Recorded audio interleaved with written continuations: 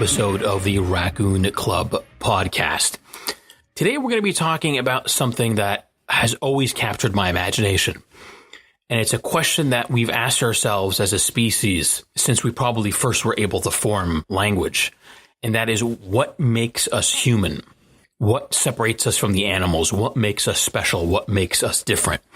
Today we're going to try and get to the bottom of that question and see if we can answer a question that has plagued some of the best scientists and philosophers for the last 5,000 years. So let's start off by getting our definitions straight. I have a very specific definition for human than most other people do. Most people would use the term Homo sapien and human synonymously. They'll use them interchangeably. I don't. I believe that Homo sapien is the species. It is the genetic definition of a human being. But I believe that being human is something more than that. I believe it's something more than that because I believe that if we as a species are to be special, if we as a species are to set ourselves apart, we can't simply be a different set of genetic coding than our cousins. There has to be something innately unique about us that makes us different. And to me, being human also means having the responsibilities of a human being. It means having the privileges of a human being. It means being able to have life, liberty, and the pursuit of happiness. We don't afford these things to cats or dogs. We don't afford these things even to our closest biological cousins, the chimpanzees. This is something that we specifically regulate to someone that is called a human. So to me, being a human is different than being a Homo sapien. Being a Homo sapien, like I said, is the evolutionary end product of our design. Being a human is something else. It's something different. So when I ask what makes us human, I'm not talking about our genetic coding. I'm not talking about the path of evolution that got us here. I'm not talking about our opposable thumbs. I'm talking about the quality or qualities that you can look at and go, this is the thing that absolutely distinctly makes us human. So let's get into it. I'm going to be referencing a couple of recent articles on this subject. But like I said, this is a topic that has sort of captured man's attention since at least the ancient Greeks. Aristotle once said that what makes us human is our need for rationality, is our curious mind, is our ability to sort of question everything. And that leads us perfectly into the first article that I'm going to be referencing. It was in the New Statesman, July of 2014. Written by John Lloyd. And if that name isn't familiar to you, he is the creator and producer of a show called QI on BBC Two. QI is probably one of England's most popular exports when it comes to the quiz show. It is famously hosted by Stephen Fry, and it is an excellent show if you ever get a chance to watch it. So what does John Lloyd, a lover of all facts, a man who really craves knowledge, what does he believe that humanity is? Well, to him, it's our innate curiosity and our ability to laugh.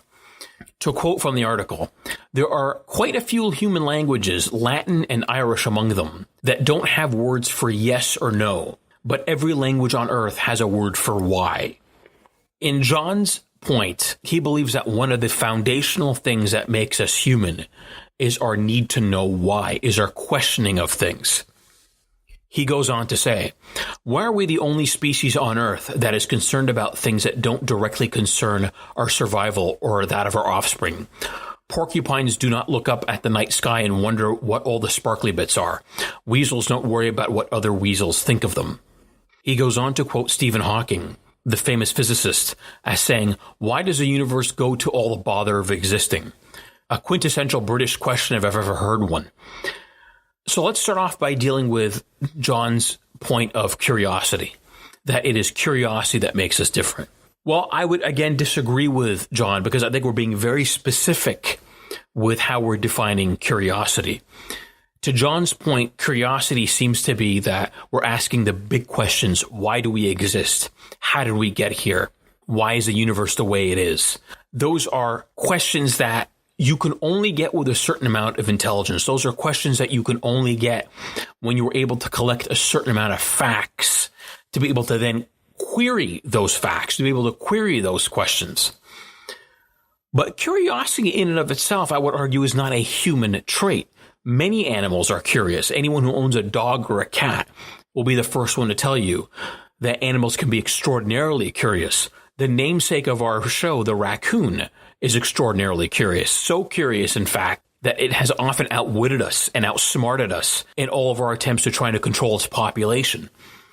So the idea that curiosity is a distinctly human trait, I would argue, isn't the case. That's simply not true. Cuttlefish are extraordinarily curious. Octopus are extraordinarily curious. There's tons of experiments that show that all kind of animals in the animal kingdom show an innate curiosity about the world around them. They want to know why things are. Now, they may not have the level of intelligence as us. They may not be able to put two and two together the same way that we can to ask bigger and broader questions. But the desire and the compulsion of curiosity exists in many species. So in this particular case, I'd have to disagree with John, saying that's not really a defining characteristic of humanity. So let's go on to a second point, the need to laugh. Again, to quote him from the article, laughter, I would say, is another thing that makes us human. But again, I would have to disagree with John on this point, that many animals actually laugh. Chimpanzees laugh. Chimpanzees, if you tickle them, will laugh. In fact, Darwin himself, when studying and putting together his theory of evolution, noticed distinctly that chimpanzees laugh. He actually was able to tell that some of our closest primate relatives clearly showed enjoyment in things. He said, if a young chimpanzee be tickled, as is the case of young children, a more decided chuckling or laughter sound is uttered. He observed that chimpanzees' eyes wrinkle, sparkle, and glow brighter when they laugh. This is a quote from an article I'll be mentioning later on called Humans Are Not Unique or Special by Melissa Hagenboom in the BBC.com, July 3rd, 2015. But even Darwin, many years ago, noticed that chimpanzees exhibit laughter. They exhibit joy. In fact, recently, scientists have realized that if you tickle rats, they will laugh. They will exhibit the kind of joy and the kind of enjoyment that human children exhibit when you tickle them. So the idea that laughter is what makes us different, isn't it? So what else can be it? So getting back to that BBC article by Melissa Hagenboom, to quote her, we once viewed ourselves as the only creatures with emotions, morality, and culture. But the more we investigate the animal kingdom, the more we discover that it is simply not true. Many scientists are now convinced that all these traits, once considered the hallmarks of humanity, are also found in animals. And this is sort of a famous critique of science over the last little while. That for the longest time, for whatever idiotic reason, we were blind to the fact that animals actually have always exhibited emotions, morality, and culture. We, with our sort of preconceived notions of superiority, refused to acknowledge that because we felt that's what separated us from the animals. Therefore, we were blind to seeing it in them. Again, this is something that if you were to think just for 2 seconds, you'd realize that this assumption that humanity has had for thousands of years, that it is morality, that we have culture, that we have emotions is what separates us from the animal kingdom, is insane. In fact, like I mentioned earlier, Darwin noticed that chimpanzees laughed. And other scientists around that time also realized that chimpanzees and apes formed sort of communal bonds. They had what at the very least can call a basic culture to them. Jane Goodall would later break the door wide open in this in her landmark research of chimpanzees over several decades. To continue to quote this article, by the 1950s, animals had been reduced to unemotional machines with mere instincts. I can remember as a kid growing up and being told that fish don't feel pain, which is why it's okay to do what's called catch and release, to fish, to hook them, to pull them on the boat, remove the hook from their mouth and toss them in.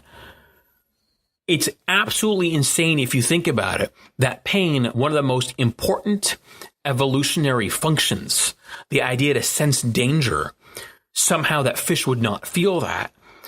We hear this quite often, especially from the food industry, and in particular to the factory farming industry, being told that cows don't feel fear, that cows can't smell fear, that cows don't feel pain, that cows don't suffer, that animals don't suffer, that animals will adapt to whatever life they're given. So if you raise a pig in a gestation case, it'll be fine because that's the only life it's ever known. Again, 2 seconds of looking at a pig will tell you that pig is miserable and unhappy. And to think anything otherwise is just bonkers. Morality is something else that's touted in terms of what separates us from the animals. In particular, the idea of right or wrong or fairness. So to continue the quote from the article, we know that children have a strong sense of fairness from an early age. For instance, they will share with friends even if there is an obvious cost to them. But they also seem to be innately altruistic. They will help pick up dropped objects without any prompt from us as young as 14 months. But other animals have an innate sense of fairness too.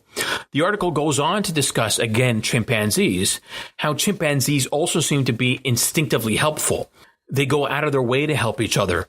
Now, their help is not the same as our help. Their help seems to be very much tied to the tribe. It seems to be very much a almost selfish-driven help, that they will help people or help other members of their tribe that they know may help themselves. But at the end of the day, they do help. At the end of the day, they do have a sense of fairness. They'll be known, for example, to unlock a door that leads to food for a mate, even if unlocking that door means that they themselves will not get food. That's a pretty selfless act. In the wild, chimpanzees have been seen to help disabled members, even adopting unrelated orphans or helping friends escape from poachers. Again, those are pretty remarkable emotions and remarkable altruistic actions for a creature we have been told all our lives don't feel pain, don't feel emotions, are primitive, and are inferior to us. So the idea that we have morality separates us from the animals isn't the case. The idea that we feel emotion and they don't doesn't seem to be the case. So what other options seem to make us unique? So in part 2 of this article by Melissa Hagenboom, published July 6, 2015 in BBC.com, one of the things that this article raises is the idea that art is what separates us from the animals. Cave paintings, for example.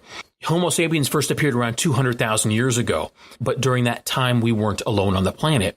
There were at least 4 other upright sapien cousins, Neanderthals, Denisovans, the Hobbit, and a mysterious 4th group that we haven't been able to identify yet.